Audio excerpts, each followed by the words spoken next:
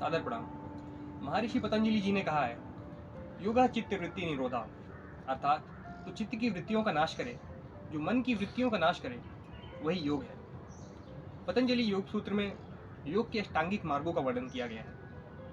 यम, नियम, आसन, प्राणायाम, प्रत्याहार, धारणा और समाधि, जिसके नियमित पालन से हम कैवल्य अथवा मोक्ष की स्थिति को प्राप्त कर सकते हैं। यम, जिसका अर्थ है रिस्ट्रेंट, यानी खुद पर नियंत्रण रखना। इसमें बात होती है किसी भी प्रकार की हिंसा को ना करने की, चाहे वो शारीरिक हिंसा की बात हो, चाहे वो मानसिक रूप से किसी को प्रताड़ित करके मानसिक हिंसा की बात हो। हमें किसी भी प्रकार की हिंसा से बचना चाहिए। हमारे शब्दों में, हमारे विचारों में और हमारे व्यवहार में सत्यता होनी चाहिए। दूसरा पड़ाव आता है नियम का।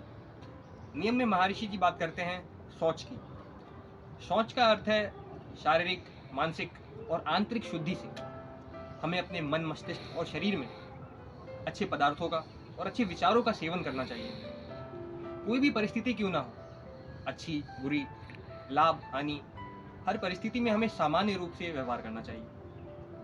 अच्छी परिस्थिति होने पर खुशियों में डूब करके परमात्मा को भूलना नहीं चाहिए, और जब परिस्थिति खराब हो तो परेशान होकर के अवसाद जैसी स्थिति में नहीं जाना चाहिए।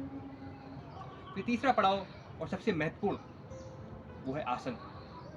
योगासन के माध्यम से हम अपने शरीर का शारीरिक रूप से और आंतरिक रूप से विकास कर सकते हैं। हम अपनी तंत्रिकाओं पे और अपने शरीर पर नियंत्रण कर सकते हैं, ताकि जब हम ध्यान करने बैठें तो किसी भी प्रकार की समस्या ना आए, किसी भी प्रकार की विघ्न बाधा ना उत्पन्न हो। दूसरा पड़ाव आता है नियम का। जब एक व्यक्ति जन्म लेता है तो श्वास लेना प्रारंभ करता है, और वो श्वास उसकी मृत्यु के साथ में ही थम जाती है। इसका अर्थ है कि वायु ही प्राण है, और इस प्राणवायु का शरीर में संचार करना, इस प्राणवायु का शरीर में नियंत्रण करना ही प्राणायाम कहलाता है, जिसको हम पूरक, रेचक और कुंभक के माध्यम से करते हैं। अगला पड़ाव है प्रत्याहार का। प्रत्याहार का अर्थ है सेंस कंट्रोल, यानी अपनी इंद्रियों पर नियंत्रण रखना। चाहे वो आंतरिक इंद्री, मन की बात हो, चाहे वो बाहरी इंद्री, नेत्र, कान या जीवा जैसी इंद्रियों की बात हो।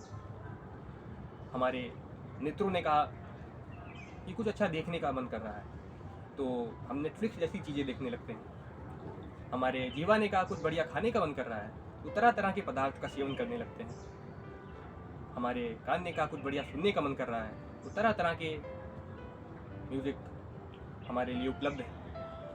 लेकिन हमें अपनी इंद्रियों को अपने वश में करना है, हमें अपनी इंद्रियों के वश में नहीं हो जाना है। धारणा का अर्थ है मन की एकाग्रता, यानी अटेंशन, जिसके पश्चात हम ध्यान करने के लिए बैठते हैं। ध्यान का अर्थ है ध्यान देना, अपने मन मस्तिष्क में क्या गलत चल रहा है उस पर ध्यान देना। छल, कपट, राग, ईर्ष्या जैसी स्थितियों से बचना। इस पश्चात स्थिति आती है समाधि की। जब हम संसार में हो करके भी संसार के नहीं होते हैं, संसार की भौतिकवादी चीज़ों से मुक्त हो जाते हैं, इसी को मोक्ष कहते हैं। इसी को बुद्ध ने कैवल्य ज्ञान कहा, और यही समाधि की स्थिति है। धन्यवाद।